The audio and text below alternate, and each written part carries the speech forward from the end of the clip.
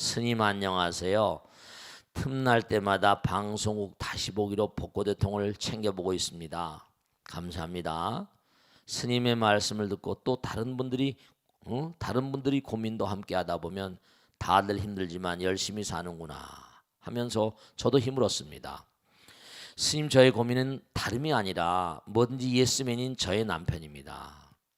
시댁 어른들 말씀으로는 갓난아기 때부터 굉장히 예민한 성격이어서 입도 짧고 잠도 좀처럼 안 자고 잠투정도 심하고 했다는군요.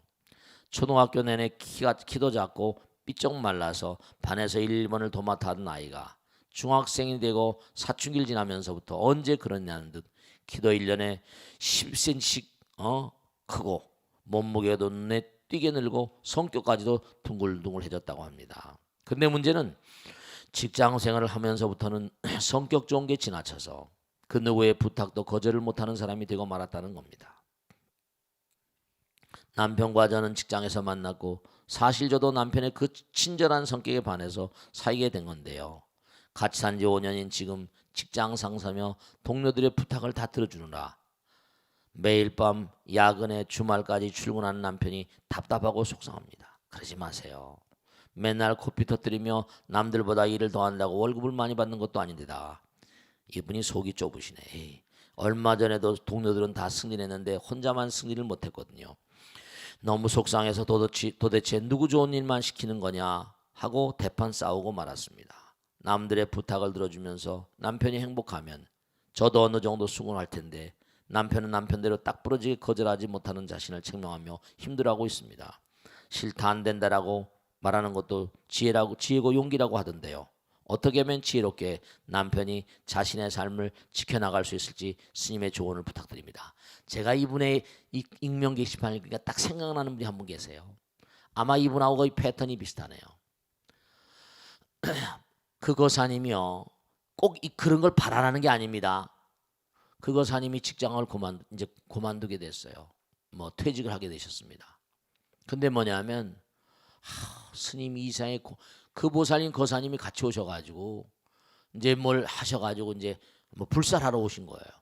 그래서 이제 불사분배소에서 이제 만나 뵀는데 여러분 말씀이죠. 이 우주에는 공것이 없습니다.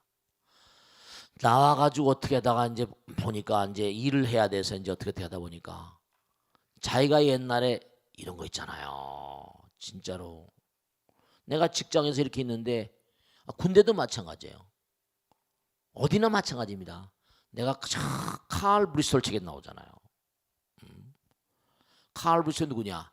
고등학교 정도만 나와가지고 매우 유명한 백화점 시즈로박인가 거기에 고등학교 나와서 포타 이 물건 끌고 다니는 친구로 일을 시작한 겁니다.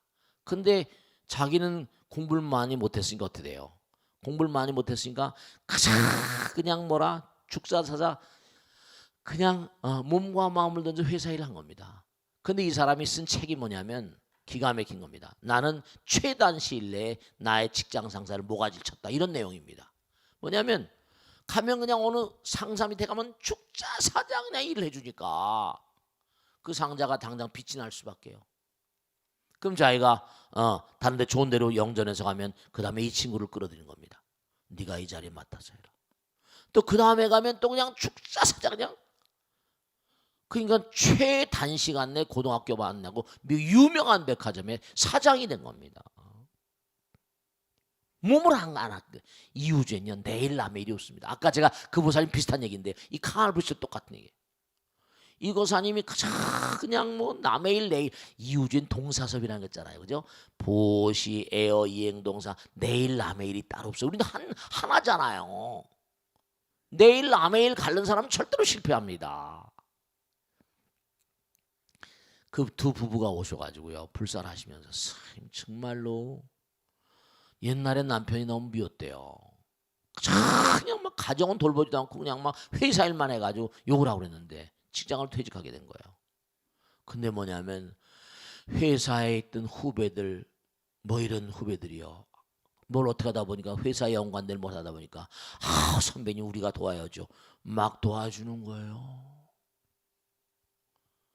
공덕에 씨를 뿌린 건 어디 가는 게 아니에요.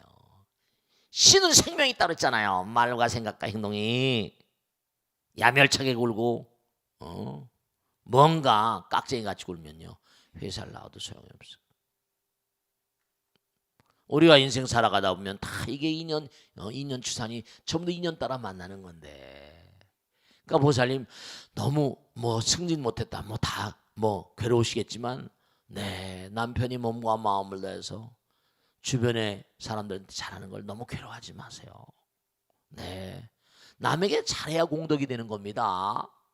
나 잘되게 하는 건 공덕이 아니라 악덕이에요. 이기심.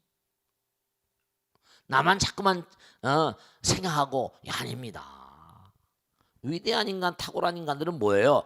훌륭한 인간은 어떤 인간입니까? 남을 위해서 헌신한 인간, 희생한 인간. 아니 이순신 장군 공부했잖아 우리가. 나는 23번 싸워 23번 이겼고 열척을 가지고 133척을 깼다. 난 죽일 게 다 나오잖아요. 그리고 결국은 나는 첫째 번째 아들 적군의 칼에 버렸고 나도 전쟁터에서 이제 간다는 거 아니에요. 그러니까 국가와 민족을 위해서 몸을 던졌으니까 이름이 남아있는 거죠. 그런 얄팍한 생각하다 보면 남편이 뭔가 아니 그런 기운을 꺾어버리면 남편이 죽습니다. 이런 분들이 계셔야 돼요. 어디 가나 어느 사회나. 그런다 해서 뭐 월급도 많이 받는 거 아니에요. 정말 제가 당부했는데 부처님께서 그랬잖아요. 네가 뭐 우리 부처님 아들 딸들 아니에요. 네가 몸과 마음을 다해서 정말로 최선을 다하는데도 상대방이 너희 한 그런 공덕에 따라서 대가를 못 주면 내가 줄 것이다. 내가 줄 것이다. 부처님이 여러 가지 각도로 다 이렇게 보살펴 주세요. 저는요 그런 걸 체험하고 사는 사람이에요. 그러니까 내게 과감하게 말씀드려요.